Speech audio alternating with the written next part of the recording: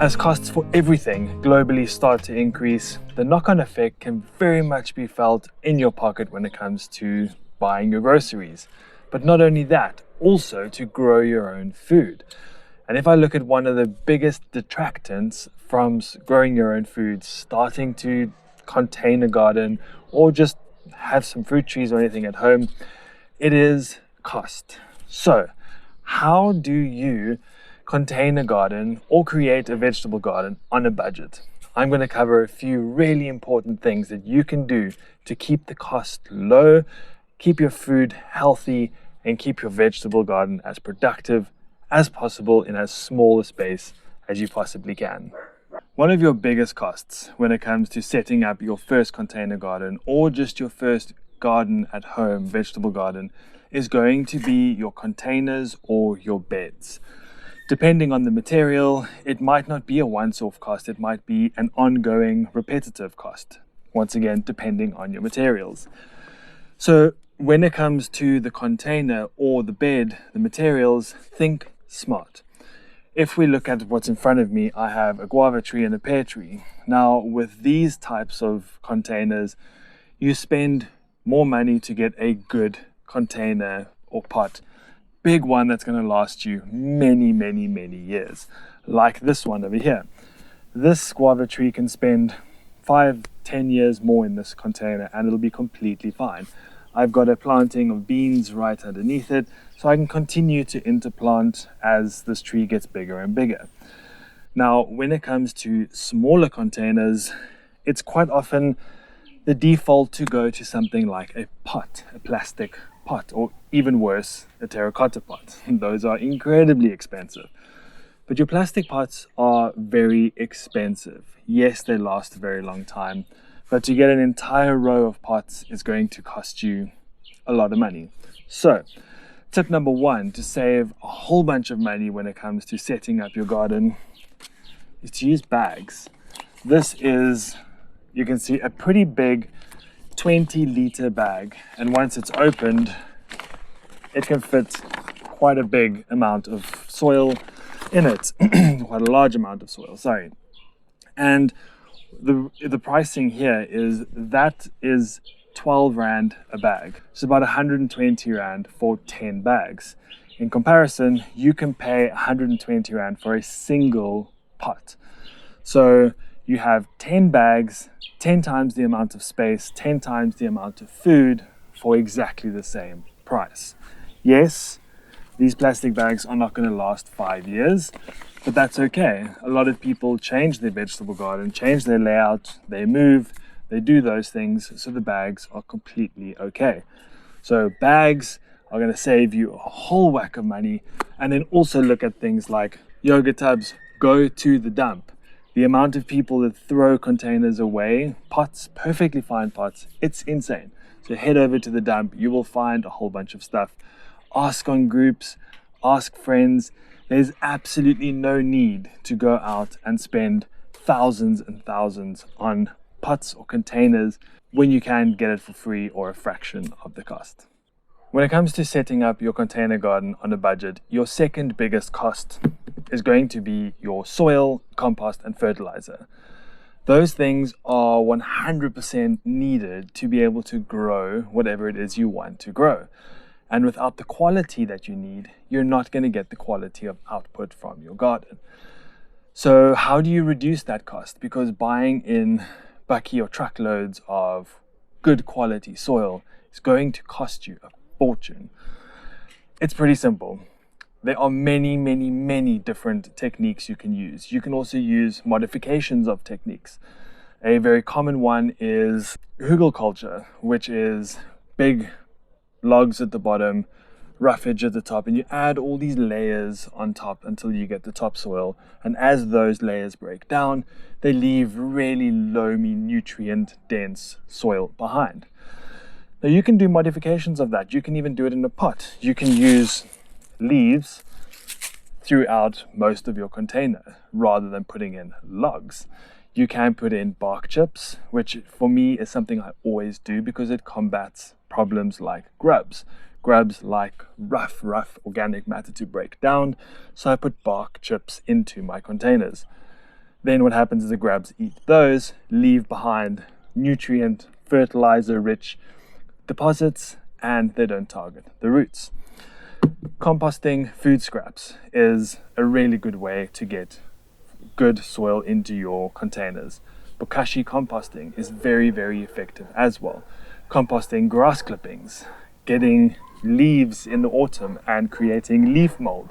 There are so many different ways you can create your own soil in the garden that you don't need to be buying in bags and bags and bags of compost or soil to be able to create a beautiful container garden. So if you're looking for budget-friendly ways to fill up your containers, make sure you invest in the time to create as much compost fertilizer as you can at home. One of the items that can very, very quickly disgruntle you and get you demotivated is the cost of watering. Depending on your water setup, your municipality, your county, anything like that, water tariffs and water costs vary. And depending on the climate you're in, you might need to be putting in a lot of water to be able to keep your garden going. Also, depending on the size of your garden. So when it comes to container gardening on a budget, water is a very, very key consideration to the overall savings you can get from growing your own food. Now, once again, there are a few techniques that you can look at deploying to be able to save costs. Most important of which is rainwater harvesting. You should be having tanks, totes, have whatever you can to be able to harvest as much rainwater as you possibly can. That is going to save money, be able to use free resources that's naturally available everywhere. The next thing is to use smart watering techniques. Don't put on an overhead sprinkler. You're going to waste a huge amount of water. Look at things like drip irrigation, microjets. There's a really awesome connector that I found that is like a modification of drip irrigation, which has a tiny little fountain, almost similar to a bubbler. Those waters slightly bigger than just a drip area. Things like that are going to be able to allow you to water more effectively, water less, but also make sure that you don't waste any water. The other thing is to make sure that you have the correct type of soil in your plants. If you have very sandy, quick draining soil in your pots or containers, it's going to obviously dry out a lot quicker. If you've got loamy soil, it's going to retain water for a good enough amount of time, and it's not going to struggle with things like evaporation or just quick drainage. But watering can also be one of your biggest enemies. If you don't get your watering right, or you water too much, depending on your soil and your climate, once again, you can struggle with things like blossom end rot, with your plants not being able to absorb nutrients because of the moisture imbalance. You can have many fungal diseases, you can have root rot. So knowing your plant, the plant requirements, the climate, all of those things come into play. But ultimately, harvesting rainwater, using drip irrigation, or any modification of that allows you to water at the base, not the plant, to eliminate evaporation. And of course, mulch is going to save you big time when it comes to your water bill at the end of the month. A direct follow-up from reducing your water costs to be able to create a budget-friendly container garden is mulch. And this is what's going to have a very, very big impact on the health of your plants, like this beautiful fig tree, as well as your water bowl. Mulch is what's going to be that buffer zone between the harsh environment and the soil environment. It's going to keep the temperature of the top of the soil down. It's going to reduce evaporation, while at the same time providing nutrients for worms and other critters to be able to start breaking down and releasing it slowly into the soil. So mulch is a big one, and mulch should be free. In my opinion, you should not be paying for mulch. Every autumn I will go and I will collect bags and bags of leaves. Here's some of those. And if you put them into bags and you put them in a warm environment like a garage without moisture, they will last for many, many, many years. So a single season of leaf collecting in your area in autumn and winter can give you what is potentially years worth of mulch for free. You can also look at things like pine needles. Dried pine needles on the floor in plantations are completely free. So use pine needles. There are so many plantations, so many pine trees, and they drop so many needles. It's a really good interconnected web so it doesn't blow away. The only problem with leaves is they do blow away in wind, so you'd need to weigh them down a little bit. But you could even take leaves, pine needles on top. Take the pine needles off if you need to. So there's many things you can do.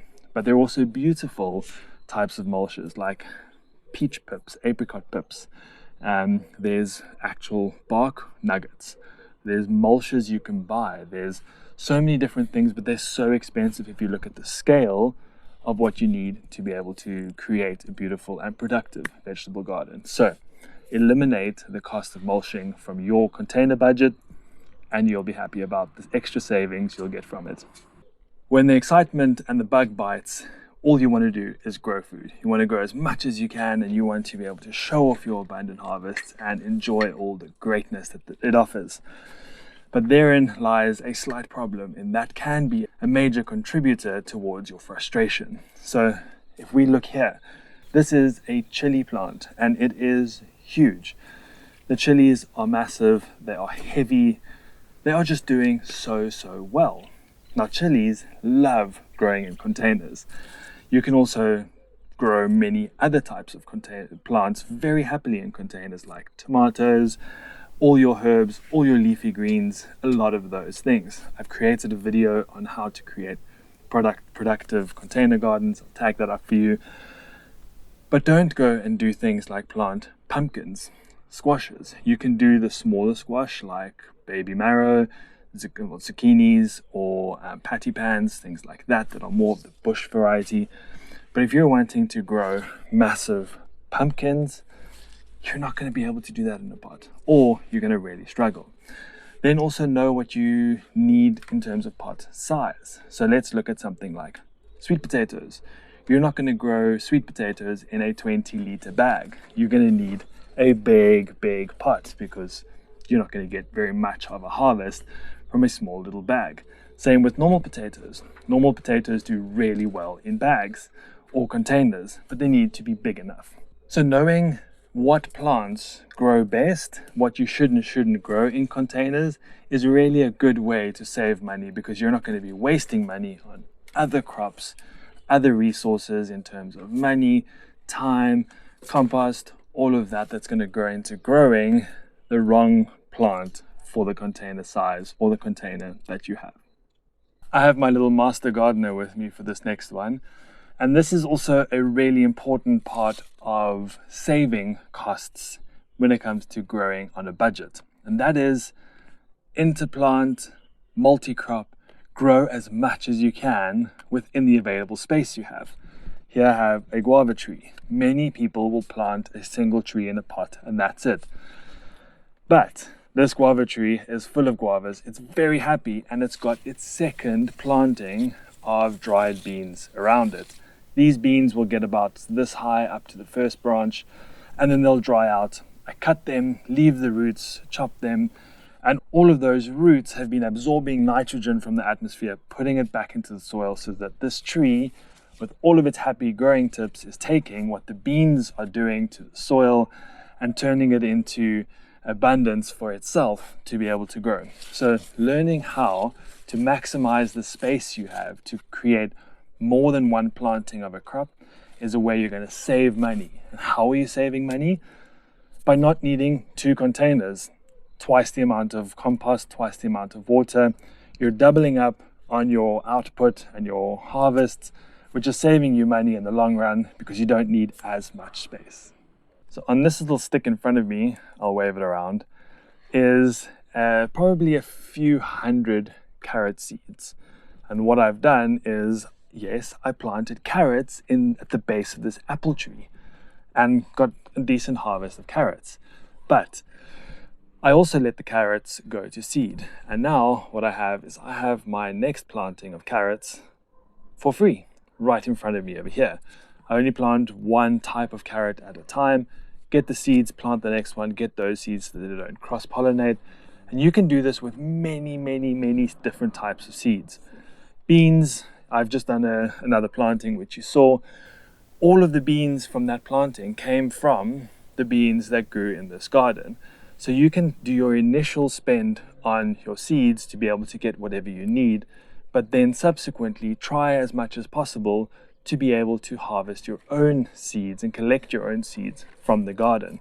The other thing that's really important with seeds is that over time they acclimatize. So you will end up getting better quality plants, better harvests from your seeds, the more they acclimatize to your seasons, your growing conditions, your heat, your cold, all of that.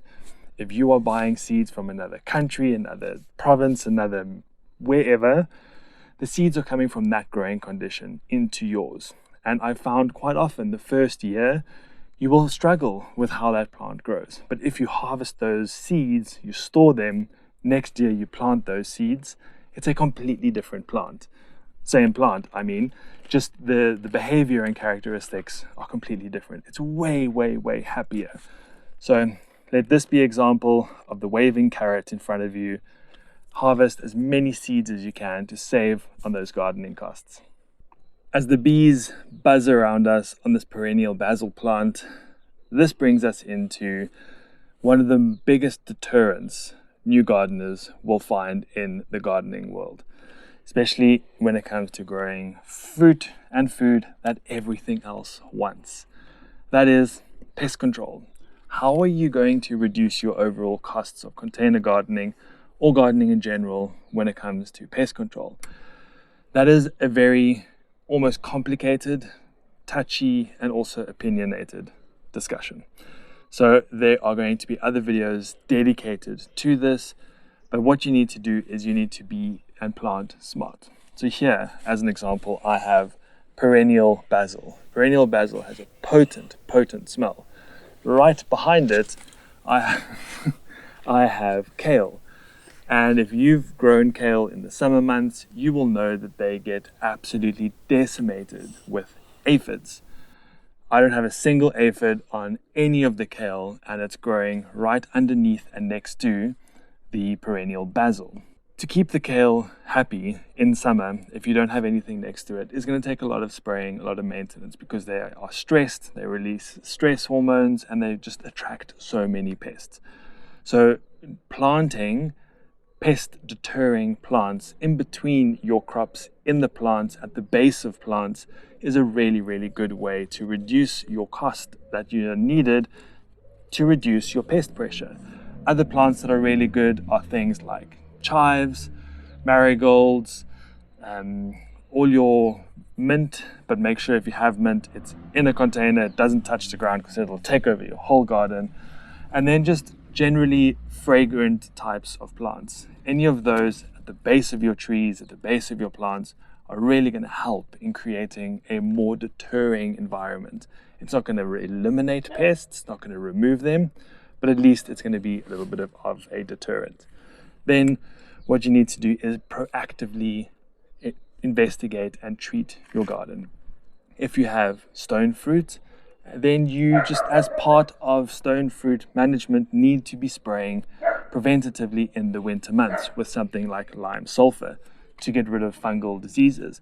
Yes, it's going to cost you something, but it's going to cost you less than having to manage an infestation. So small sprays in dormant seasons, knowing what the plants are. Organic types of products is going to save you in the long run, because the little bit you need as preventative measures is going to be a lot cheaper than treating a full-blown breakout of something.